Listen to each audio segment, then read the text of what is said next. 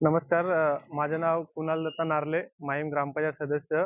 आज आपण बघतायत 6 तारखेला जी अतिवृष्टी झाली, त्या अतिवृष्टीमुळे हा संपूर्ण रस्त्याचा जो वरचा भाग आहे, तो धुवून गेलेला आहे. आणि ह्याचं कारण आहे, ह्या रेल्वेला मागे जो आपण व्हिडिओ बघतायत, मागे जे रेल्वेने साकाव पूल बांधलेले आहेत त्यांच्या वाहनासाठी.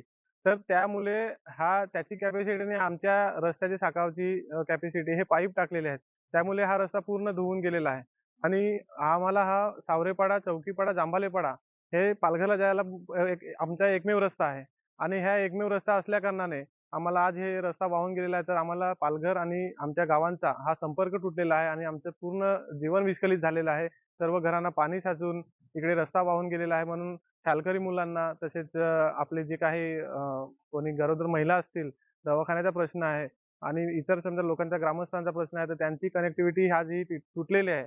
तरी आम्ही वारंवार प्रशासनाला तसेच एम-आर-व्ही-सीला रेल्वेच्या एम-आर-व्ही-सी जी काही कंपनी हे काम पाहत आहे, त्यांना वारंवार आम्ही सूचना देऊन सुद्धा आज इकडे अशी परिस्थिती उद्भवलेली आहे. आणि आम्ही आत्ताही मागे गेल्या महिन्यामध्ये आम्ही यांच्या प्रांताकडे जाऊन आलो. त्या संदर्भात पत्र दिलं. त्यांनीही सुद्धा त्या एम-आर-व्ही-सीच्या अधिकाऱ्यांना तात्काळ फोन करून लगेच सूचना देण्यात आली होती. परंतु अतिवृष्टी झाल्यानंतर लगेच दुसऱ्या दिवशी आम्ही जे सुद्धा लावलेला होता. परंतु पुन्हा एकदा पूर येऊन हा रस्ता वाहून गेलेला आहे.